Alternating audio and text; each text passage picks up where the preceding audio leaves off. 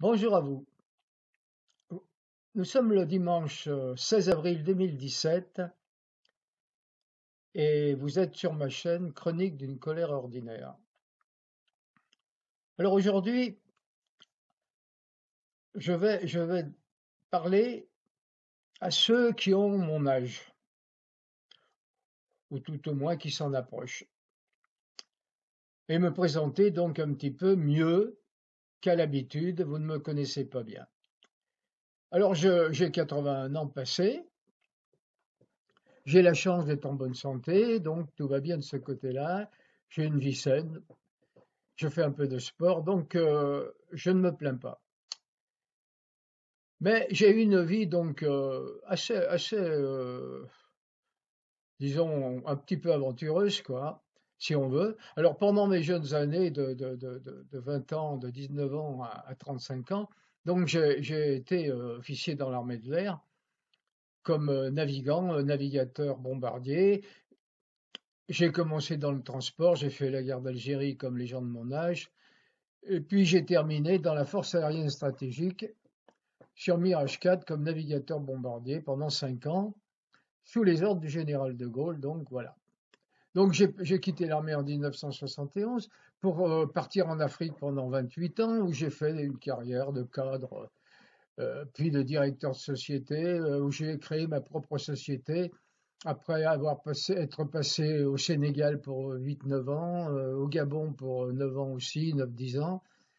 Et j'ai créé ma société ensuite en Guinée-Conakry, où je suis arrivé en 87, après la mort de Sékou Touré.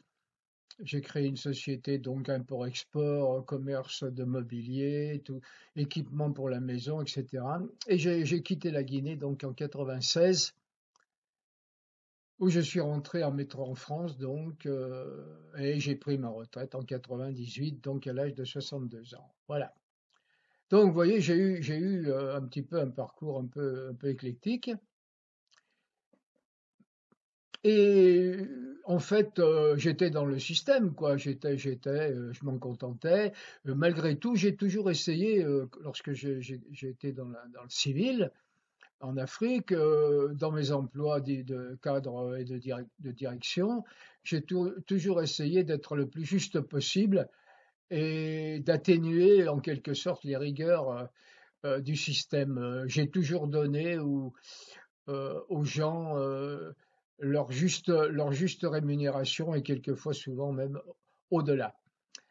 J'avais un fort sentiment de justice en moi depuis toujours. J'ai toujours haï l'injustice et le mensonge.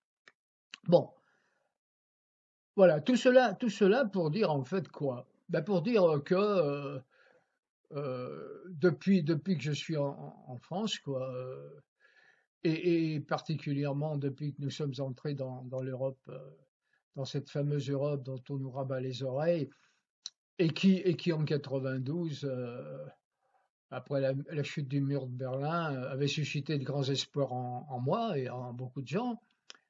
Je me suis rendu compte petit à petit que, en fait, ce que le général de Gaulle nous avait mis au cœur, c'est-à-dire la fierté d'être français, cette France forte qui était respectée partout, eh bien, on en était de plus en plus loin.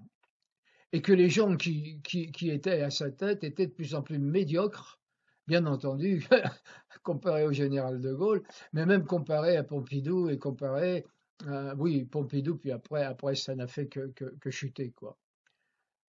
Alors bon, moi, je me retrouve donc en fait cocu devant une France qui est absolument pas indépendante, dont on a perdu tous les attributs de la souveraineté. On n'a plus On n'a plus le droit de battre la monnaie, on n'a plus maître de notre monnaie. Nos lois sont assujetties aux lois de l'Europe. Leur force est inférieure aux lois européennes, aux directives, même aux directives européennes. Les, la justice européenne est au-dessus de la justice de notre pays. Et alors, bon, en ce qui concerne la conduite politique à l'extérieur, la politique de défense et la politique extérieure, nous sommes assujettis à l'OTAN, Donc, on a également perdu les manettes de cette politique-là. Donc, qu'est-ce qu'il nous reste? Pas grand-chose. Il nous reste les yeux pour pleurer, il nous reste à accepter les directives européennes qui sont imposées par un ramassis d'individus, tous plus pourris les uns que les autres, qui ont servi dans des grandes banques comme Goldman Sachs, qui est bien connu pour avoir magouillé autant que faire se peut en Grèce, magouiller les comptes de la Grèce pour qu'elle puisse rentrer dans l'euro, avec la complicité des dirigeants grecs, bien évidemment. Magouiller les comptes de sa banque, tromper ses clients en leur vendant des produits toxiques et en leur faisant croire que c'était le paradis. Enfin voilà, donc tous ces gens-là qui étaient Goldman Sachs se retrouvent aux manettes de l'Europe. Les gens qui étaient avec Hitler, donc dont M. Hallstein, qui a été le premier dirigeant européen, après avoir été emprisonné en Amérique, et puis les Américains nous l'ont refilé et l'ont en quelque sorte blanchi pour en faire un dirigeant de l'Union européenne. Enfin, tout ça, ça a été une menée de main de maître depuis après la fin de la Deuxième Guerre mondiale. Donc j'ai commencé à me poser des questions, à me dire, mais où va la France en fait? Où veut-on nous mener? Alors en fait, on veut nous mener là où les États-Unis ont voulu nous mener, ils ont parfaitement réussi. Et quand on se renseigne et qu'on va aux sources des textes, de ce qui a été dit par les élites, par les grands dirigeants états-uniens, américains après la guerre, de ce qui a été déclassifié, etc., tous ces documents nous permettent de comprendre petit à petit le dessin qui a eu lieu depuis après la guerre. Ce dessin, c'était les États-Unis voulaient une Europe, contrairement à ce que je croyais au départ. Moi, je pensais que, comme on nous le racontait, que l'Europe s'était fait pour contrecarrer la puissance des États-Unis, mais pas du tout. En fait, pas du tout, pas du tout. Les États-Unis sont à la base de la création européenne, mais à leur façon, c'est-à-dire qu'ils ont voulu une Europe, non une Europe des États-nations, dont ils voulaient absolument la destruction et ce qui est en train de se produire actuellement. Ils voulaient donc une Europe fédérale basée sur un socle économique et pas, surtout pas avec une force politique, bien évidemment. Donc, ils ont missionné des gens comme M. Monnet, M. Schuman. M. Monnet était, et ça a été prouvé ensuite par des documents déclassifiés, était appointé par les États-Unis, par la CIA, etc. Donc, il voulait absolument une Europe fédérale. D'ailleurs, il ne s'en cachait pas, il l'a dit souvent. Et nous n'avons eu de cesse que cette construction se fasse petit à petit. Et, et donc, nous arrivons à l'état actuel des choses, donc, avec une Europe qui nous impose ses règles, une Europe ultralibérale, qui accroît les inégalités, qui rend les riches de plus en plus riches et les pauvres de plus en plus pauvres, où le chômage qui devait, soi-disant, Attali nous avait dit à une certaine époque, vous allez voir, l'Europe, ça va être le paradis, quoi. En fait, les chômeurs, il y en aura de moins, il n'y aura plus de chômage, la richesse, le PIB va s'accroître, la croissance, il y aura une croissance extraordinaire. Enfin, que des imbécilités, quoi. Des mensonges, des mensonges, des mensonges. Voilà. Alors, comme vous le voyez, je vous ai expliqué, moi, à mon âge, je ne suis pas un révolutionnaire, je suis simplement un homme qui a vécu et qui maintenant et qui fait attention à ce qu'on lui raconte et qui cherche la vérité et qui ne prend pas les mots pour les idées et qui cherche les documents, qui cherche à s'informer d'une façon libre. Alors, si vous attendez vraiment de l'information des chaînes et des journaux officiels, les plus grands journaux, les plus grands médias, ça, alors là, c'est pas la peine, vous avez tout perdu, vous avez tout faux, parce que tout ça, c'est entre les mains des banques et des grands groupes financiers. Donc, vous n'aurez pas la vérité, vous n'aurez pas les bonnes informations. Donc, allez sur YouTube, allez sur Internet, cherchez, et vous avez un site, bon, je vais vous le donner, hein, parce que moi, c'est là que j'ai eu au départ cette information. Je sais d'ailleurs plus comment je suis tombé dessus. C'est l'UPR.fr. C'est un parti qui a été créé par M. Asselineau en 2007, donc 50 ans après le traité de Rome.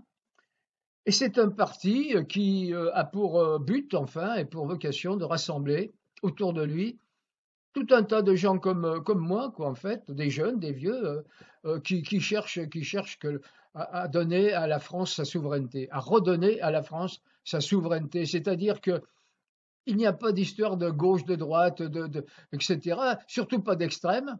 Des gens honnêtes, des Français qui veulent reprendre leur manette, hein, reprendre leur destin en main, et puis en faire ce qu'ils voudront, ce qui bon leur semble, euh, de façon à pouvoir reprendre la place de la France dans le monde, parce qu'elle est à nouveau cette aura qu'elle a toujours eue, qu'elle n'aurait jamais dû perdre, et cet équilibre dans le monde qui lui permet de parler avec tout le monde et d'avoir des accords commerciaux, des accords de défense avec beaucoup de pays, et d'essayer d'exporter cette paix dont elle est au départ une garantie, en fait, parce que la philosophie de la France est une philosophie du juste milieu, une philosophie de la justice, une philosophie liberté, égalité, fraternité. Telle est la devise de la République française, et c'est ça qu'elle doit continuer à exporter et à montrer au monde. Donc ce parti, dont UPR.fr, dont je vous parle, eh bien, je suis tombé dessus par hasard, et puis petit à petit, j'ai lu, j'ai regardé des vidéos, j'ai écouté Monsieur Asselineau. Ce monsieur, bon, bah, il n'a pas un charisme extraordinaire, mais au fur et à mesure que je l'écoutais, je me reconnaissais en lui en quelque sorte, parce que c'est un homme sensé, un homme posé, un homme qui disait des choses vraies, et qui étaient surtout des choses qu'il prouvait. Il prouvait ce qu'il racontait, et la base de son raisonnement me paraît toujours irréfutable. Euh, Tout ce qu'on vous raconte, tout ce qu'on veut faire, tout ce qu'on veut apporter à la France, que les autres candidats actuels à la présidentielle vous racontent, tout ça c'est bien gentil, mais malheureusement, au sein de l'Europe actuelle, c'est pas possible, parce que l'Europe nous impose sa politique, l'Europe nous impose ses directives, et ces directives, ce ne sont pas du tout des directives telles que vous les souhaitez vous. Ce ne sont pas des directives de justice, d'égalité et de fraternité. Ce sont des directives qui s'inspirent d'une économie ultralibérale, telle qu'elle est préconisée par le Conseil de l'Europe, le Conseil européen, comité directeur de l'Europe européen, et ces directives s'imposent à la France. Elles s'imposent par l'intermédiaire des grandes orientations politiques et économiques, les GOPE, qui ont force de loi. En fait, quand on vous parle de directives, ce sont des obligations que la France a de les respecter. Si on ne respecte pas ces directives européennes, eh bien, on est mis en demeure d'abord, et au bout d'un certain temps, si on ne les respecte toujours pas, on est traîné devant la Cour internationale, devant la Cour de justice européenne, comme ça a été le cas en ce qui concerne les directives sur les OGM, et on est condamné, bien évidemment, à de très lourdes amendes. Donc, que dit M. François Asselineau? Il dit simplement quelque chose de logique. Si vous voulez appliquer une politique qui est la vôtre, une politique de justice, une politique différente de celle que vous avez actuellement et qui ne vous satisfait pas, eh bien, il faut sortir de l'Union européenne. Parce qu'on ne peut pas modifier les traités européens. Tous ceux qui vous disent le contraire vous mentent. Les traités européens ne peuvent être modifiés qu'à l'unanimité des États, des 28 États. Donc 27, plus nous, 27 États qui doivent être d'accord à modifier les traités, c'est-à-dire aller à l'encontre de leurs propres intérêts pour la plupart, surtout les États de l'Est de l'Europe, et également les parlements. Donc ça fait 56 accords à obtenir. Enfin bon, c'est n'importe quoi, c'est même pas la peine d'y penser. Alors voilà, donc je voulais vous dire comment j'étais arrivé à cette conclusion, que en fait il n'y en a qu'un qui actuellement nous offre la possibilité réelle de changer la France, de redonner à la France son aura, de redonner à la France ses possibilités, tout son potentiel, Après, c'est un parti qui rassemble tout le monde, en fait, tous ceux qui sont non dans les extrêmes, mais qui sont dans une volonté de Français honnêtes et cherchant la vérité et cherchant à sortir de cet état qui nous conduit à la catastrophe. Alors en plus, je viens d'apprendre, j'ai appris il y a quelques jours, en cherchant un petit peu à comprendre le fonctionnement de l'euro, parce que l'euro, c'est quelque chose d'assez technique, personne ne nous en parle. Bien évidemment, on prend les gens pour des imbéciles, hein, en fait, on part du principe, et c'est voulu, que c'est tellement compliqué, c'est tellement technique, les gens qui nous vendent ces salades se sont dit on va le faire de plus en plus compliqué, de façon que les gens vont abandonner au bout de 5 minutes, et puis ils ne chercheront pas à comprendre, et puis voilà. Donc des formules creuses et tout baigne dans l'huile, quoi. Donc je reviens à l'euro, oui, l'euro en fait, il est voué à l'échec et les plus grands économistes le disent. L'euro va se casser la figure, ça c'est en cours. D'ailleurs, ça sera peut-être même, c'est l'Allemagne qui voudrait en sortir la première. Et pourquoi? Ça peut vous paraître assez bizarre que ce que je dis. L'Allemagne qui est la plus riche, la plus forte, etc. Mais justement, le problème, c'est que l'euro, en fait, n'est pas unique, n'est pas une monnaie unique. C'est une monnaie. Il y a 28 euros différents. Chaque euro est resté rattaché à la banque de son propre pays. Quand vous avez des euros en France, vous avez une dette, vous avez une créance sur la Banque de France.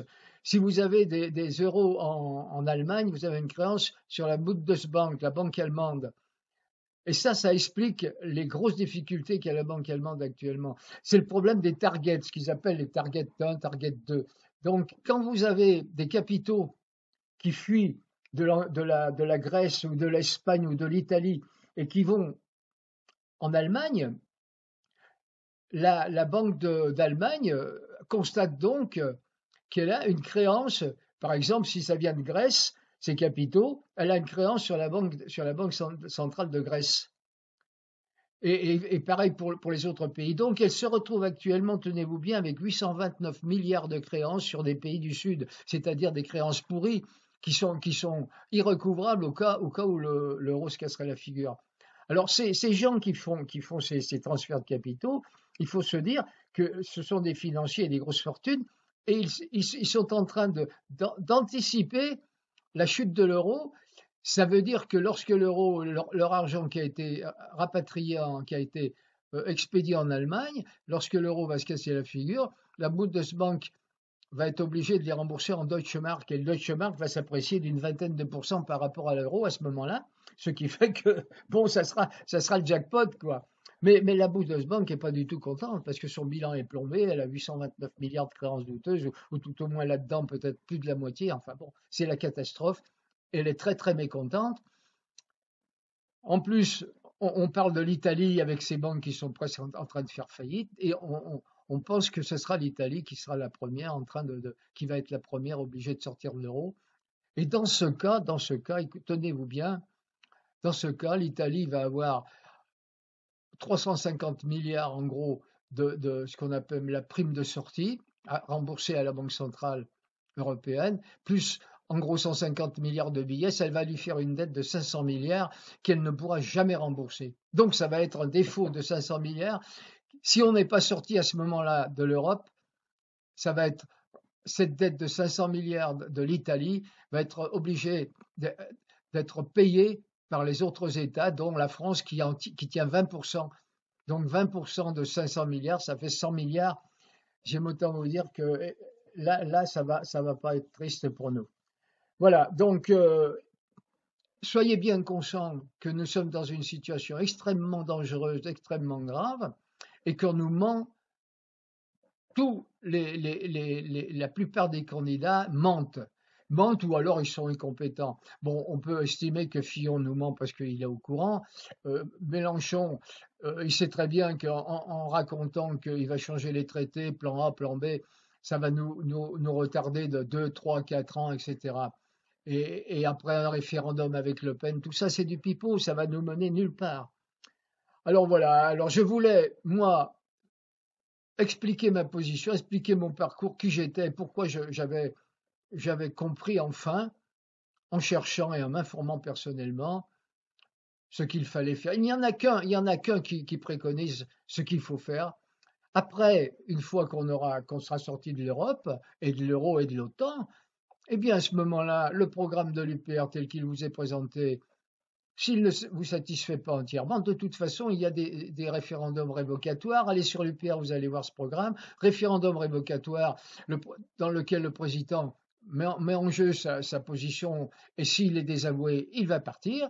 Il y a plein de moyens de modifier, de changer à ce moment-là, mais c'est un parti qui n'a pas pour vocation de continuer à diriger, si vous voulez, mais qui a pour vocation à sortir la France de ce bourbier. Et après, c'est à nous de nous diriger, c'est à nous de faire de la France ce que nous voulons. Voilà. Donc, écoutez, allez sur l'UPR, renseignez-vous vous-même, essayez de faire l'effort de comprendre et voyez par vous-même, essayez de faire un effort intellectuel, ça vaut le coup. Ça vaut le coup parce que là, on est dans une situation, je pourrais même dire que c'est un tournant de l'histoire de France très important. Voilà, il faut se sortir de cette situation dramatique de l'Europe qui nous conduit à notre perte. Merci de m'avoir écouté et puis à une autre vidéo. Au revoir.